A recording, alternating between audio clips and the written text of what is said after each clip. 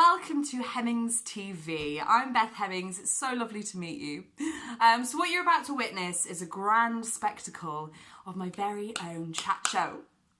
So I did a semester abroad over in Chicago last year, and while I was over there I thought, why not make the most of all the resources we had. We had this beautiful TV studio which just looked so real and so professional, and I've always wanted to film my own chat show, so I was like, why not make the most of the resources and let's do it. So we did. We filmed a chat show, and I'd just like to say a massive thank you to everybody who helped me film it. You all know who you are. From the bottom of my heart, I am so grateful. Thank you so much. And for all my guests that came on as well, thank you, because it wouldn't have been a chat show without any guests, let's be honest. But for some reason, it's taken me a whole year to edit this chat show together. Don't ask me why. I think I'm just useless at editing, really slow at it. But it's here now, finally. So please watch it till the end. It's really good, you know. It's really good. I think you'll enjoy it. So stick around, watch it till the end. Let me know what you think, please. I would love, love, love your feedback on this. So like, comment, subscribe, do all of those YouTubey things, and I hope you enjoy the Beth Hemmings Show.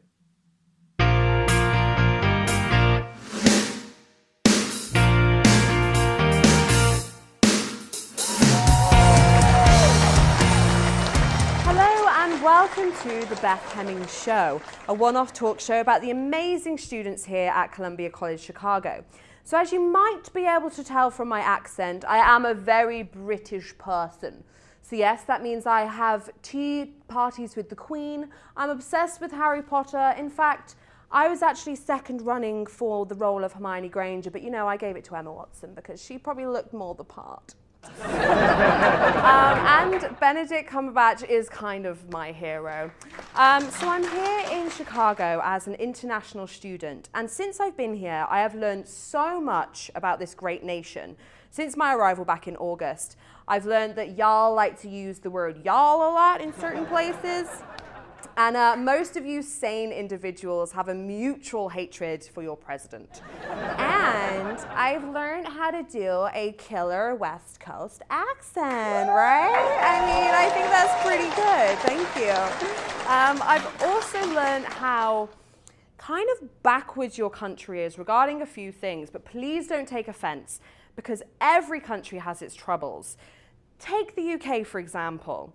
52% of Brits voted to leave the EU, and 51% of those people didn't even know what the EU was. Crazy, right? Also, for such a tiny island, we have about 70 different accents.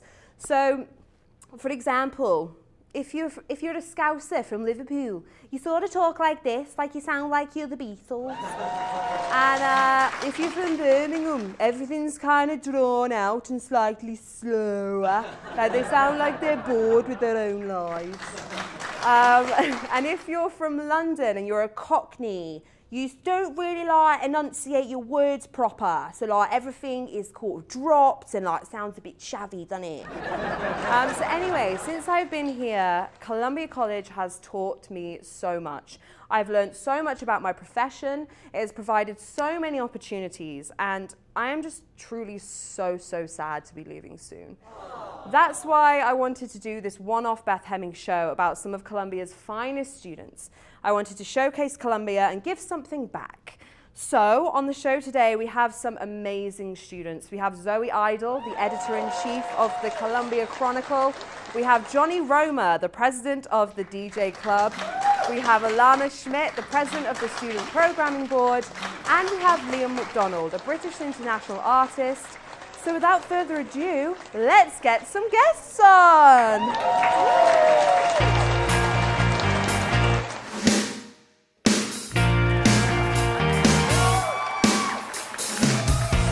My first guest is Zoe Eitel, a magazine journalism major here at Columbia College Chicago and editor-in-chief of the Columbia Chronicle. Welcome, Zoe. Hey, thanks for having me, Beth. Well, thank you so much for coming. So first, just tell us a little bit about you. I understand you're from Illinois? Yeah. I've lived kind of all over the state, but I went to high school in Naperville, so that's where I say I'm from. Oh, okay, so from Naperville. Yeah. So how long have you lived in Chicago?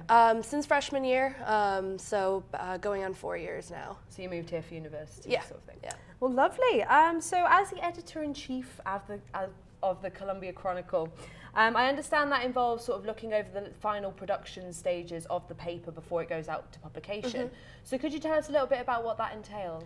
Yeah. All week that we're working on the stories and visuals that go into the paper, it all leads up to Friday, which is our production day. So myself and the rest of the editors and the management team, we all get to the office at about 9 a.m. and we just go from there. We are editing the pages as they'll look once they're printed in the newspaper. So we're using InDesign to lay those out and then editing them, and all the reporters are there until their stories are done. So that can be anywhere from 6 to about midnight. It used to be much later, but we've cut that down. So the average is about 7:30 now. That's a long day though still. It is, yeah. So it's just that whole process of working up to this final production day. So during the week, are the reporters out doing their stories, obviously, and then they write the stories, and then is it only on Friday that you get to review the whole thing, or do you get submitted?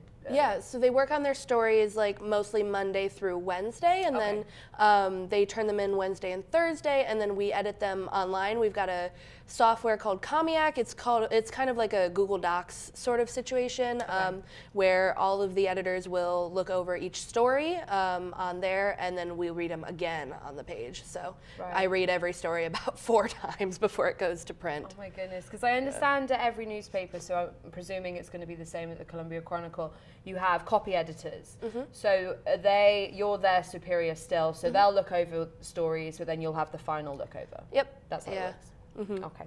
So is it fun having the power to boss people around a little bit? I hope I'm not a bossy person. You don't come across as a bossy person.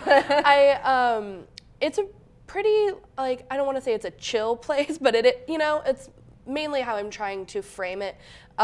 Each editor-in-chief is different on how they run the newsroom, but I try to make it a homey environment where I've said for years that the Chronicle is a family, and people before me have said that. So everybody who works there are my family. So I try to be more of they all call me mom, so I try to be the understanding, okay, I understand you need an hour extra on your deadline. Do better next time, but it's okay. So I try not to be the mean mom, but but sometimes. Yeah, sometimes the stern voice has to come out. Right, where you're do it.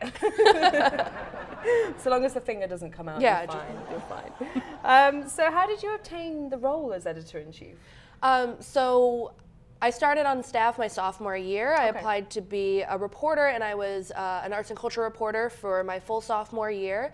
And then when that was over, I applied for a management position, so it's a little bit more work. So I got that, and I was a managing editor for my full junior year. And then when the former editor-in-chief, Meg Bennett, she graduated, so the position was open, and I applied for it, and I got it, and that's what I've been doing since May, and I've got another semester of that left. So. Oh, so do you have to give up the role when you graduate? Yeah, I get to pick. I help pick the person though. Oh, that's so cool. I'm cool. It's at least I'm part of that. Right. So it's not just hey, bye. I'd imagine that's going to be quite sad for you. Yeah, I mean, every semester we do lose a handful of people, depending on a couple people are graduating this at the end of this fall semester, and then some people are moving on to internships, and then so during the spring we usually for going into spring, we usually lose a handful of people, but it's always really sad at the end of spring when a lot of people are graduating. Right. So we just had our last production day of the semester, and a few people who have been working there for a year or more are moving on, and I gave a speech and it was all emotional. Aww. And I gave them all hugs, and I definitely teared up more than a little. You're just like, guys, I can't. Pretty much. I understand that though, because when you're working in such close proximity with people in that sort of busy environment, such as a newsroom, you do develop these like family relationships with people, don't you? Even though you've not necessarily met them before coming to college. Yeah, I've got my last 2 birthdays I had on staff. They got me happy birthday mom cards, and they're taped on the wall next to my desk. That's brilliant. Oh, it's nice that you're like the mum figure. That's adorable. So I understand that the Columbia Chronicle just won a 2017 Pacemaker Award. Yes. Which is like one of the most prestigious awards in college journalism. You must be so proud. It was announced the weekend of my birthday too, so that was like the best present. Happy birthday, Zoe! Yeah, and it was from the work that we did last year, so the academic year. So it was under the leadership of Meg, and then myself and Arabella Breck, who is a co-managing editor of mine. Charlie Connolly was our ad and business manager, and Lauren Kosick was our digital content manager. Okay. So it was kind of under the leadership of all 6 of us that it just happened. So it's just so great, and they're some of my closest friends, so it's so great to like win that with them. And our staff last year and this year both are just amazing. So I'm just so proud of them that we got that, you know. Yeah. Well, I mean, I'm sure they couldn't do it without you at the same time, you know. Whatever. But so what would you say is like one of the most groundbreaking stories that the Columbia Chronicle has covered? So one of our current managing editors, Ariana Portalatin, she actually just won 3rd in a Reporter of the Year competition, like nationwide. Nationwide? And it was for 3 of the stories she wrote when she was campus editor. So those were probably like 2 of hers that she won for were the biggest ones we've ever done. Michael Fry, he was a professor in the cinema and television arts department, and he left the college alleging racial discrimination, and so she broke that. It took her probably 6 weeks to work on. Wow. And it was so intense, and we had so many lawyers look over it before it went to print, and that was one of the really big ones. It was our front page. It got a lot of pickups, so many shares on Facebook. Right. And then one of her other stories last year was on a student who went to the provost about a grade, a failing grade he received in one of his courses, and the provost office changed his grade, and the professor came forward and said, "Hey, he did not earn that grade." Right. So it was all about grade changes and how that works, and Wow. yeah, that was another long, big one. So I mean, that's what I really love about reading about the Columbia Chronicle, because you guys do cover such stories that are really relevant to everyone here at Columbia, because obviously it's a college newspaper, but I feel like all the stories that you cover are relevant to the rest of Chicago because it influences everyone, like in one way or another. So is there any advice you can give to present and future Columbia College students who are thinking of joining the paper in the future?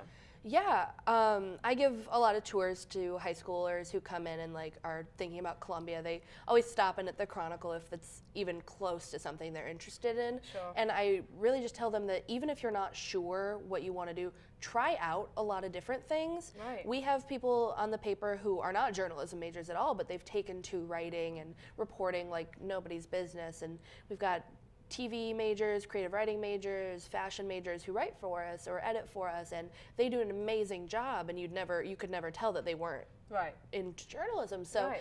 it's all about interdisciplinary work, just trying different things until you find something that sticks. And I just want to push more people to actually take advantage of the opportunities that they have. Like you're at Columbia to get your degree, yes, but that doesn't mean you're going to get a job afterward. You have to actually, a degree doesn't guarantee a job. It just matters what you do while you're getting it. Right, it's all about those extra experiences that people look for, isn't it? Okay, well, thank you so much for your advice and your insight. It's been absolutely wonderful having you. So just to finish off, we're just going to do a couple of quick fire questions because I feel like that really shows who a person is, and it just gives those answers straight off the head. Okay, so first, Game of Thrones or Stranger Things? Oh gosh, that's so hard. Game of Thrones. Okay. Giordano's or Illuminati's deep dish? Giordano's. Rock or rap? Rap. Writing or copy editing? Oh goodness, copy editing. Obama or Trump? Obama. Well, Zoe, thank you so much for coming on the show. It's been amazing having you here today. So after this short break, my next guest will be Johnny Roma, the president of the Columbia College DJ Club. We'll be right back.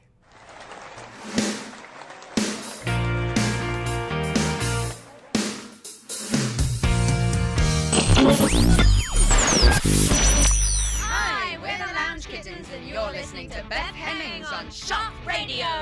This is Aaron Buchanan from the Cult Classics, and you're listening to Beth Hemmings on Shock Radio. Hey, this is Paul Martin from Devilskin from New Zealand. You're listening to Beth Hemmings on Shock Radio. Turn it up.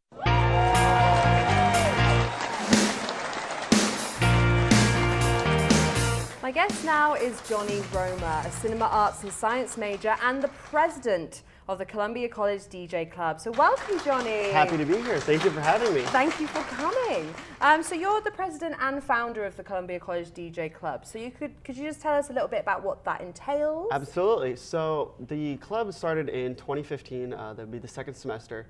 I am the founder of the club. It started out as a class kind of, not project, but it was something that we all took into account, that like we wanted a club that we were able to, practice DJing, teach DJing, and all around just be a network of DJs throughout the campus. And so the club was born through that way. So how many people are in the club? So we have about 40 to 60 members total, which each given day kind of dwindles between a little bit lower number. But we invite everyone to come. We invite anybody with any interest in DJing, anybody with past experience. We're willing to teach everyone from no experience to the most skilled DJs who are looking to, learn something new. Right. So is it down to you to say, look at someone's work and be like, maybe you could go in this direction or something, just to like mold their DJing skills? So myself and my e-board, which is Cole Kruger and Jocelyn Hudson, they are both, have been with me on this journey from the beginning and have helped me teach other members. And other members, it's kind of like a community space, so everybody gives each other feedback, and anybody who is curious about a certain topic or certain idea, we're happy to help them. So yes, in a sense, I do overlook other people's works, because a lot of people send me their work, like, oh, what do you think of this? What do you think of this mix? Or what do you think of this set? So I'm happy to give feedback and tell them what they can improve on. So do you get a lot of people messaging you being like, hey dude, can you look at my stuff?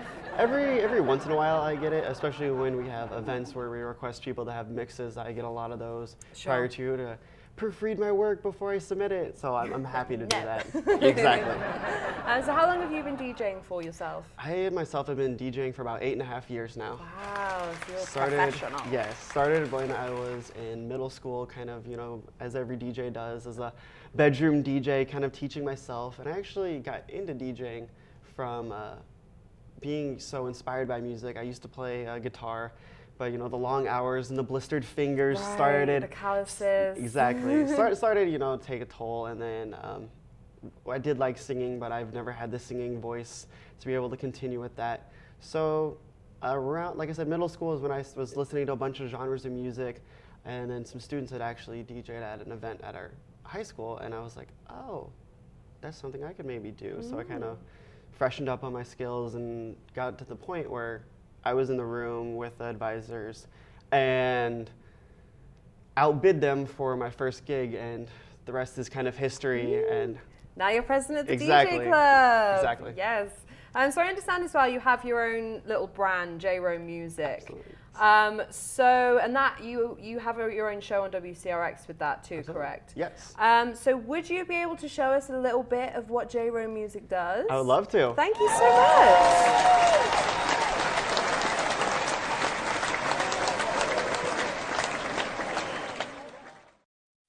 This is Beth Hemmings, the voice of J-Rome Music, and you're in the mix with Johnny Roma. I'm representing KCO. Live your life, let that love inside. It's your life, your beauty's deep inside. inside you. Don't let them bring you down, no. The beauty is inside of you. Don't let them bring you down, no.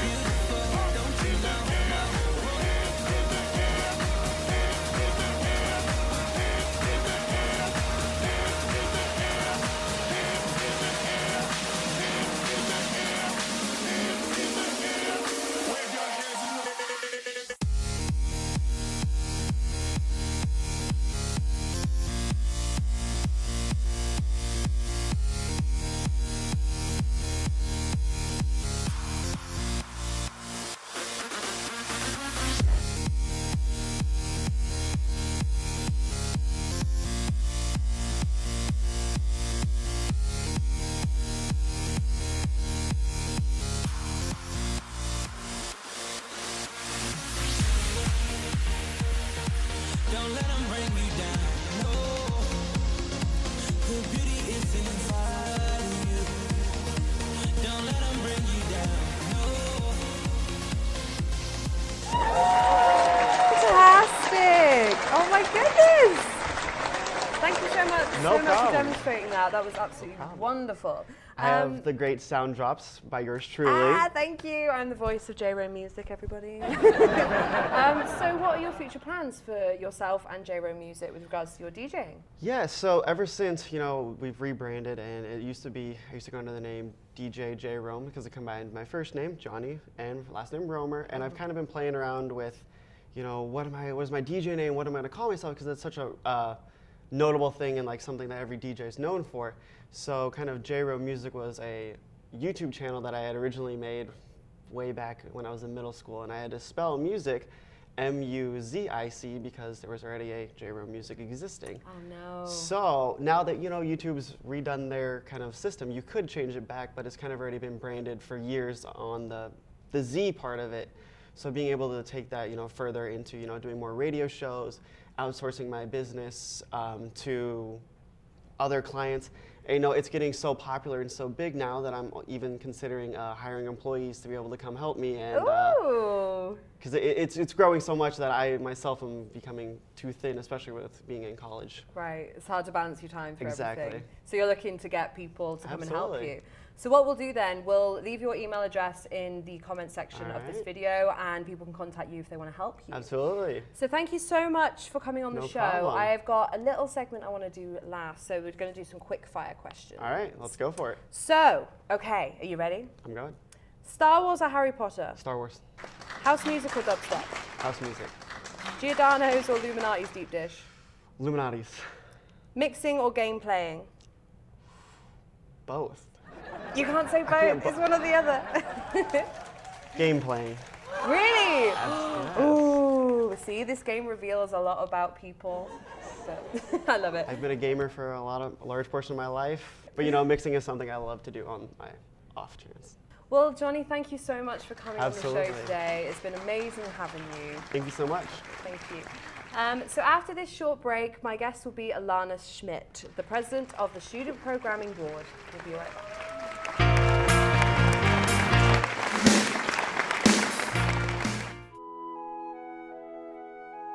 Hello, and welcome to the Feel Good Hour with me, Beth Hemmings, here on Shock Radio.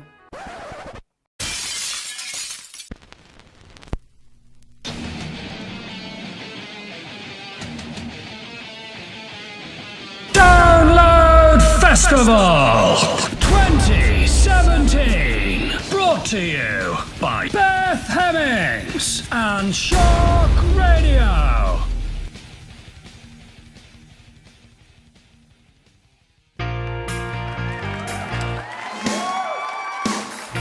My guest now is Elana Elana Schmidt, a marketing major and president of the Student Programming Board. Welcome, Elana. Thank you for having me. Thank you for coming. So you are the president of the Student Programming Board, or as you guys call it, the SPB. Mm-hmm. So it's a non-profit organisation that produces around 8 large-scale events every semester, including music, art shows, film screenings, and even drag shows, but we'll get to the drag show later. So tell us a little bit about some of the events that you put on and how you find a manifest headliner, because I understand that's what you do. Sure. So the events that we put on, we kind of think of what the general student body at Columbia would want to see, since everything that we do is for the students, and everything that we do is run by students. So we want to make sure we're putting on events that students enjoy and students really want to go to, and it's also a place, it's kind of like a platform that they can show off their own talent. So for example, we have monthly kind of open mic type deals. They are called Big Mouth, and it's basically, we set up a big stage, we have like musicians come, we have comedians, we have some spoken word like slam poetry come, and it's just a chance for students to really see like their student body, their peers, and like the talent that Columbia actually like has and presents, even though sometimes it can be hard to go to these events that have music and slam poetry and comedy all in one. Right. So that's really what SPB is here to do. It's here to put on a platform for other students, as well as providing our members with like real life experience instead of just, oh my gosh, this is a fun little project. It's like an actual thing, and they can network with people. And speaking like real life experience, when we find our manifest headliner, what we do is we look for up and coming artists. Okay. So you look at like the bottom of like festival like announcements, because those artists are the ones that are gonna grow and get a little bigger. But one of our biggest manifest headliner success stories was Chance the Rapper. Oh my god! And he like performed at Manifest. He wasn't a lot of money, and then it was like 2 weeks later is when Acid Rap dropped, and he became huge. I was gonna say, so did you get him before he got as big as he is now? Because I didn't realize how big he was to people here in Chicago, because obviously he's a Chicago native, isn't he? But since coming over here, everyone's like, Chance the Rapper, Chance the Rapper, Chance the Rapper. It's like, who is this guy? It's like you can't walk down the street without without one person like being in love with Chance the Rapper, which is, he's great. He's a great performer. He's a great person. Mm-hmm. So I think the fact that he was our manifest headliner was just, it really kind of set SPB as like these professionals, but who are also students. Right. And we try to have that moment every year, but it's you know, a hit and miss sometimes. You can't all be Chance the Rapper. You can't always book Chance the Rapper, even though people always want that. Right. But I think booking the manifest headliner, like no matter what, it's great. It doesn't matter if they're a big performer or not, because we get that experience of like negotiating contracts and like just talking to like booking agents, which doesn't really happen really anywhere else on Columbia's campus unless you take a class like that. So I love SPB. It sounds incredible. It's a lot of fun. It sounds like you're really getting some real world experience from this organization that you're putting on. And it's just, all the events that I've been to have been top quality, like absolutely brilliant. So you guys should be so proud of yourself. Thanks. So let's now talk about the drag show that you put on. That was your most recent event, wasn't it? Oh my gosh, that was my absolutely favorite event. It was phenomenal. The queens were amazing. So you managed to book Dita Ritz from RuPaul's Drag Race. Such an amazing queen. So before we get into that, let's first just take a little look at the drag show in itself.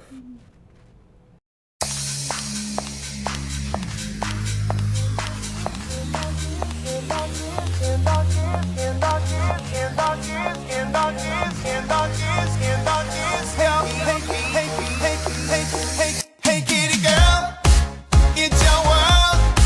When you walk the street, step into the beat. Hey, kitty girl, get your twirl in the disco heat. You're the boogie body rockin' queen.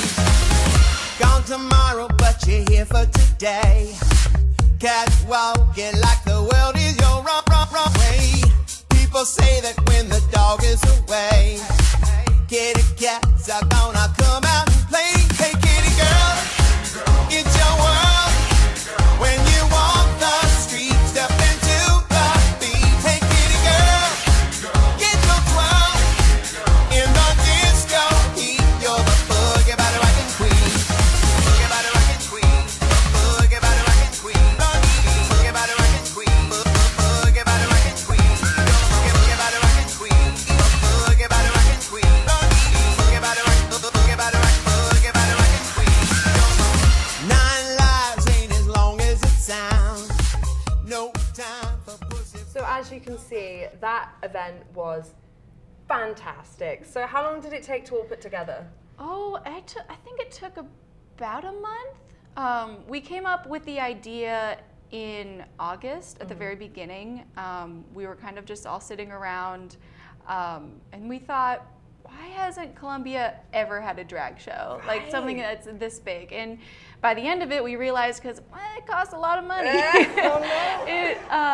But I think it was worth it, because not only did we have like Dita Ritz and a couple other very well-established Chicago queens, we had students who were also like just starting out becoming drag queens, and they were amazing. We had them open the show. Right, I was gonna say, so the queen who was the host, she was a Columbia student, wasn't she? Yes, a musical theater major. Voice. It was like she's been sent down from the gods, like she's an angel in disguise. Amazing. I was blown away. I was there running the music the entire time, and I was like, just fanning myself in the back, and it was just so amazing to see the turnout, especially because it was Parents' Weekend, so it wasn't just Columbia students, it was also their parents. And it was funny because at the beginning of it, we had a makeup kind of, like, what's the word? We had free makeup, basically, free drag makeovers. And we had a couple of the queens do makeovers on students who donated $10 to Columbia Cares, which Columbia Cares is it's kind of like a charity for Columbia students. So say somebody loses a venture card and they don't have enough money, they can apply to Columbia Cares and they get like that funding that they need. So that was the primary focus of this, other than putting on the first Columbia's drag show, but to also raise money for Columbia Cares. And so if they donated money, they got a free makeover, they got a gift bag, and they got a picture with one of our drag queens that we had for the event. And it was really nice. There were so many dads getting their makeup done. And I was like, my dad would never do this. Mine neither. And it was just, it warmed my heart to see these families like coming together to get their makeup done. That's so lovely. And it really gives the students the chance to get involved in the whole event as well, doesn't it? So not only watching it, but being in drag themselves. Being in drag, feeling fierce. Painted for the stars. But it was an absolutely incredible event, and I really think that you guys should put on another one. Oh my God. I think it's going to be like an annual thing. I hope we so. should. I really think so. It was so much fun, especially because we worked with a woman named Kelly who is like working on her master's here at Columbia. So she had all these connections, and she actually knew, some of the drag queens personally, so it was really easy. It was just a breeze. Yeah. Well, it was insanely good, and you should be so proud of it. As well, I understand that you manage a singer, Lara Bolt, who has got such a beautiful voice. So tell us a little bit about the work that you do for her. Well, since she is a very new artist, I co-manage her with Jacob Coker, and we're kind of working with her now to establish her as an artist and kind of build her social media, get her first EP like with an actual producer, not just recording on her Mac computer, which is what she had before, and just try to get her more live performances around Chicago. She's like you said, she's got a voice of an angel, and she writes her own lyrics, and she plays the piano, and she is just such a sweet woman. And I am just shocked that like I have loved managing an artist this much, because before it was all for a class here at Columbia called Talent Management, and we had these auditions, and I wasn't really expecting to really like it. I was like, managing an artist, not my thing. I like events. Right. But once she walked up on stage and she did a rendition of How Will I Know by Whitney Houston, that would make your heart break and then heal back together, and you just feel so many emotions. I was like, this is her. I want you, girl. I want her.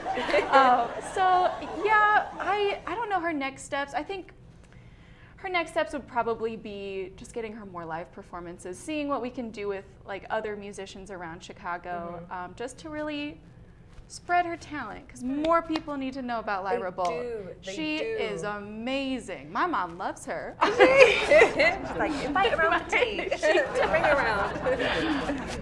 Well, that's amazing. I mean, I'll try and do as much promo help as I can for her back in the UK. So I'll try my best, but honestly, you're doing such great work with her and what you're doing with the SPB, and it's just all great work about it. Thank you. So we're going to wrap it up with some quick fire questions. Now, I do these because it sort of gets an insight into you natural. Okay. See what I mean? Natural. Okay, you ready? Yes. Okay, first, Game of Thrones or Stranger Things? Stranger Things. Dogs or boys? Oh, no! Dogs. Men are useless. Apple or Samsung? Apple. Tequila or vodka? Tequila. Halloween or Christmas? I love Halloween. Don't we all? Don't we all? Well, Elana, thank you so much for coming on the show. It's been such a pleasure having you. I've loved everything. Thank you so much. So my next guest will be Liam McDonald, a contemporary artist all the way from the UK. We'll be right back.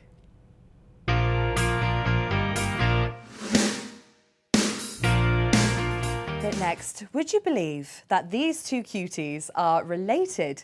A new method of fossil analysis has allowed two Salford scientists to discover that rhinos and hedgehogs are actually cousins. Animals used to be identified by their bone features, but now this new research is linking the most unexpected of animals. Dr. Robin Beck is a mammal expert and has been working on this project.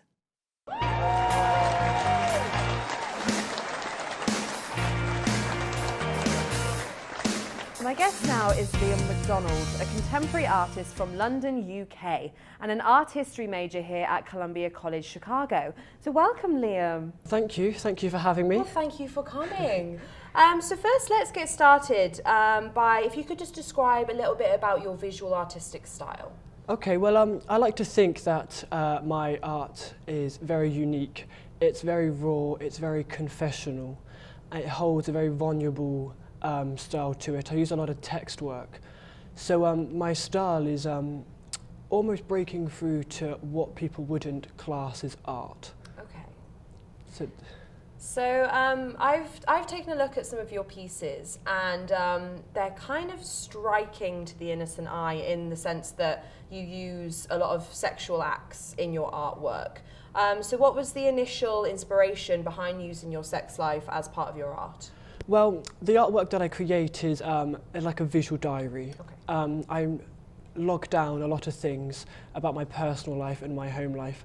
And when I create, I like to think that I'm in a headset that's quite sad. I don't like to create paintings when I'm happy. So when I'm sad, I look for sex a lot, almost like looking for love. So painting and sex, being in the same mood as in being sad, they all fit in together. So sex has played a huge part in my work. Okay, so why do you feel that sadness enables you to draw more sort of visually artistic pieces in your style? Because I started creating artwork after my first breakup. Okay. So I was quite depressed, I was sad, I was, you know, the average heartbreak. Sure, and I started the tub of ice cream. Yeah. We've all been through it. So that's when I started to create, and then it's been a non-stop going since then. Okay, so you said earlier that you use a lot of text in your artwork. So what was the initial concept behind using text? Okay, so when I was younger and I was going through school life and my home being violent, I was getting a lot of help from social services and counselling at my school, and they used to always make me write down how I feel and my emotions. So from the age of 15, I've always been writing down how I feel. And this was brought into my artwork once I started to paint, and I kept writing down in my paintings, in my photography, my emotions. So that's where text comes from. Okay, that's a lovely concept, but I'm so sorry to hear that you grew up in a violent home. So does that have a real big influence on your artwork still to this day? I think it does, yes. I like to do a lot of pieces about my mother. She has an addiction, and I like to open my art up. I like people to be able to think they can walk through my life and the stages. So I tend to use a lot of my home life in my work. Well, no, that's definitely true, because as I said, I've seen a lot of your artwork, and it does really give a sort of insight into who you are as a person. You really just let all of your feelings out onto your art, which is great, which I think is the real elements of a real good artist that's going to be hopefully known in the future down the line. Fingers crossed. With a bit of luck. So what artists or paintings do you actually draw your initial inspiration from? So artists, I obviously like Tracy Emin, Mark Rothko, Francis Bacon and Egan Schuler. These artists are not afraid to put their life on the line with their paintings. They are also somewhat visual diary painters. So my inspiration comes from them. I give them huge respect for breaking into the art world, doing something that wasn't classed as artwork.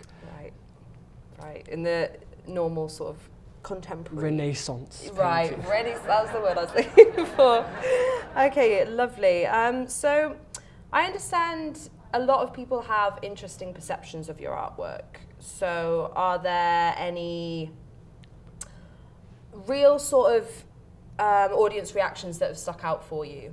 Indeed, my paintings and my artwork could divide a nation.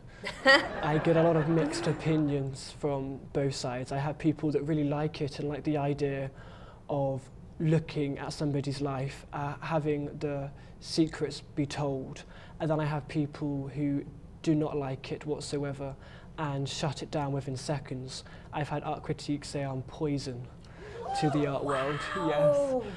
That's harsh. Yes. That's a real mean and thing then to say. I think artists don't like my work, Right. but I think the public do. I have this weird relationship with artists than I do with the public. The public seem to enjoy it, and working artists, they don't like it. Okay. So I get a huge mixed reaction from my work. It seems that way, definitely.